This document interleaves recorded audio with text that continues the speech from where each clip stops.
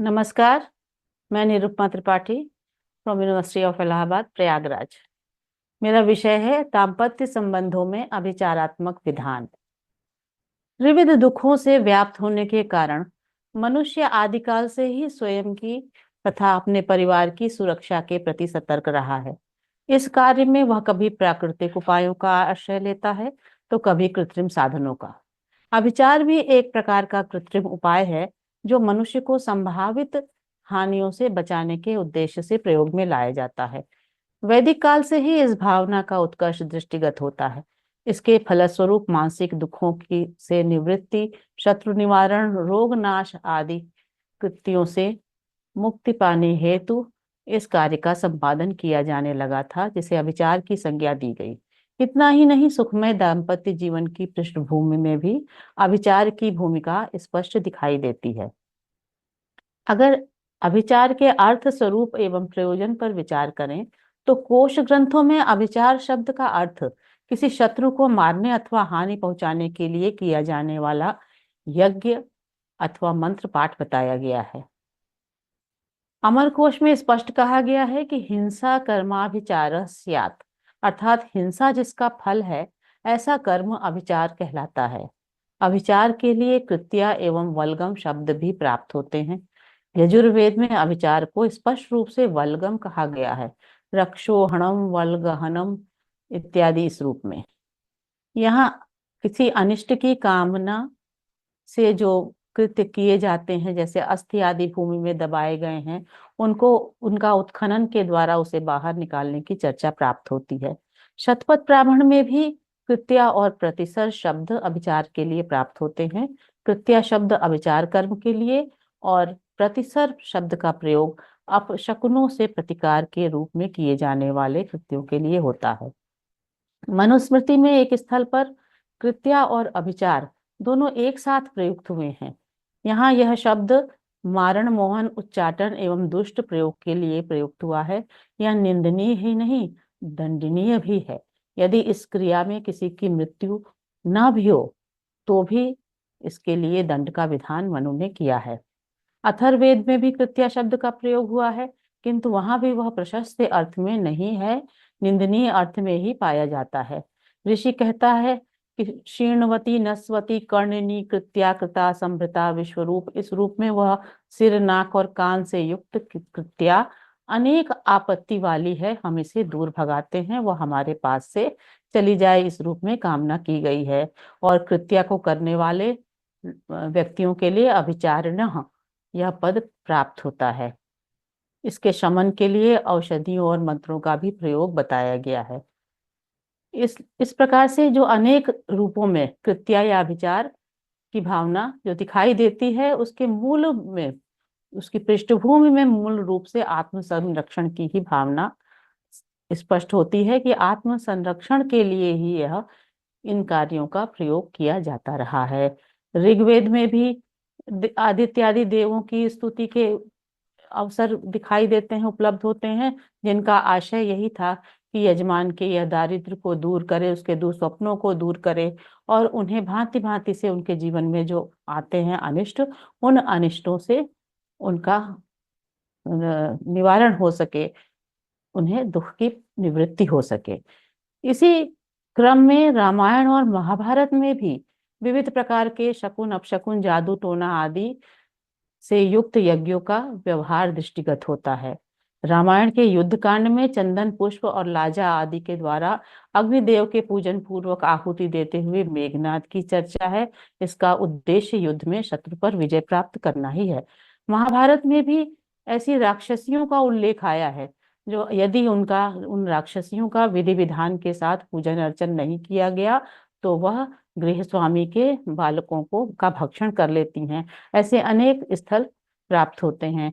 और दुःस्वप्नों की बात, अपशकुनों की भी बात महाभारत में प्राप्त होती है, उनसे बचने के उपायों की चर्चा होती है। अब मुख्य रूप से दाम्पत्य संबंधों पर विचार करें तो दाम्पत्य का प्रारंभ ही विवाह से होता है। तो कन्या के विवाह हेतु अभिचार प्रयोग प्राप्त होते हैं। अगर एक उपयुक्त समय हो जाने पर भी कन्या को योग्य पति वर के रूप में नहीं प्राप्त होता है, तो अथर्ववेद के सूक्तों में अनेक मंत्र प्राप्त होते हैं। सामवेद में ऐसे मंत्र प्राप्त होते हैं जिनका विनियोग करके वह पति के रूप में वर को प्राप्त कर सकती है वह कन्या। और उसके लिए पतिव्रता स्त्री का आचरण बताया गया है। यदि उन आचरण का अनुगमन करती है तो भी वह उसे सौभाग्य प्राप्त हो सकता है। इस प्रकार के अनेक मंत्र हैं, अथर्ववेद में भी हैं, और इन्हें हम अभिचार से समीकृत कर सकते हैं। किंतु इस कृत्य में किसी के भी अनिष्ट की संभावना नहीं है। यह तो केवल एक अभीष्ट प्राप्ति के प्रयोजन से ही सिद्ध किए जाते हैं। अब विवाह हो जाने के बाद प्रेम रक्षण और सपत्नी का दमन भी आवश्यक होता है। प्रेम की रक्षा की गई जाए, इसके लिए भी देवताओं से प्रार्थना की गई है, वनस्पतियों से प्रार्थना की गई है कि स्त्री पुरुष का हृदय अभिन्न हो जाए। जिस प्रकार नकुल सर्प को काट कर जोड़ देता है, उसी प्रकार से शक्तिशाली औषधि भी वियुक्त पति पत्नी को पुनः संयुक्त कर दे तथा उनका वियोग ना हो। कभी कभी ऐसा भी अवसर आता है कि पत्नी के रहते हुए भी उसका पति किसी दूसरी स्त्री की ओर आकर्षित हो जाता है, तो उस सपत्नी जन्य कष्ट उस पत्नी को होता है। सपत्नी निवारण के लिए वह भांति भांति के उपाय करती है। अथर्ववेद में इस प्रकार के बहुत से मंत्र हैं, प्राप्त होते हैं, जो सपत्नी निवारणार्थ प्रयोग में लाए जाते हैं। ऋग्वेद के दशम मंडल का 159वां सूक्त संपत्नी नाशन सूक्त के नाम से ही प्रसिद्ध है। इसमें अनेक ऐसे मंत्र प्राप्त होते हैं जिसका प्रयोग करके कोई भी स्त्री अपने सपत्नी का विनाश कर सकती है। और ऋग्वेद के दशम मंडल में ही 145वें सूक्त के आरंभ में ऐसी औषधियों का वर्णन है जिनके विनियोग से सपत्नी को क्लेश प्रदान किया जा सकता है और पति को अपनी ओर आकर्षित किया जा सकता है। इसके अतिरिक्त अब गर्भ धारण करना, संतान के लिए गर्भ धारण करने की आवश्यकता है, सुखी दाम्पत्य जीवन के लिए संतान की आवश्यकता है, तो गर्भ धारण और गर्भ रक्षण के लिए भी अभिचारात्मक अनुष्ठान वेदों में प्राप्त होते हैं। विवाह के बाद कई वर्षों के पश्चात भी यदि स्त्री को संतान नहीं होता तो उसे बंध्या की संज्ञा दी जाने लगती है। ऐसी स्त्री स्वयं को समाज में अपमानित भी वो अपने आप को महसूस करती है और उसका जीवन भी दुखमय हो जाता है। तो ऋग्वेद के दशम मंडल के सूक्त संख्या 183 और 84 को गर्भधारण हेतु प्रभावशाली माना गया है और विष्णु और त्वष्टा से प्रार्थना की गई है कि वह नारी को संतानवती करे, उसे प्रजनन के योग्य बनाए। विष्णु योनिम कल्पयतु त्वष्टा रूपाणी विंशतु, इस प्रकार से मंत्र प्राप्त होते हैं। और गर्भ धारण करने के बाद भी उस गर्भ का रक्षण भी अनिवार्य है। कभी कभी किसी प्रकार के राक्षसी या पैशाची प्रभाव के कारण स्त्री का गर्भ प्रायः नष्ट हो जाता है, उसकी संभावना बनी रहती है। तो ऐसा विघ्न उत्पन्न होने पर जीवन में उससे कैसे रक्षा की जाए, इसके उपाय भी वेदों में बताए गए हैं। ऋग्वेद के दशम मंडल में ऐसे प्रयोग हैं जिनसे गर्भ नष्ट करने की शक्तियों को होता है और उन गर्भ की रक्षा की जाती है। और ऋग्वेद में यह सूत्र रक्षोहा सूक्त के नाम से जाना जाता है। और संतान का नाश करने वाले रोग भी ना हो शरीर में। गर्भिणी स्त्री के शरीर में यदि कोई रोग हो जाए जिससे संतान के अनिष्ट की आशंका हो, तो उस रोग को दूर करने के लिए भी मंत्र बताए गए हैं। और प्रसव जो है, गर्भवती स्त्री का प्रसव उचित समय पर और कष्ट रहित हो, इसके लिए भी प्रार्थना ऋषि करता है और अनेक मंत्र बताए गए हैं जिससे प्रसव सुख रहित प्रसव की प्राप्ति होती है और संतान प्राप्त करके दंपति सुख में जीवन व्यतीत करते हैं।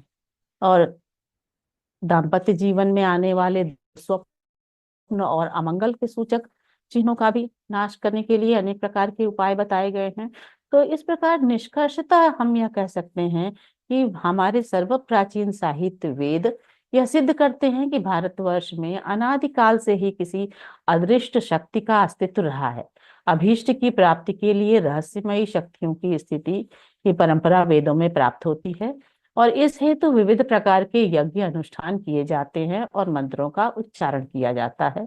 फलतः मंत्र की शक्ति अपने यजमान की उन कामनाओं की सिद्धि में सहयोग प्रदान करती है जिसके लिए उन मंत्रों का विनियोग किया जाता है।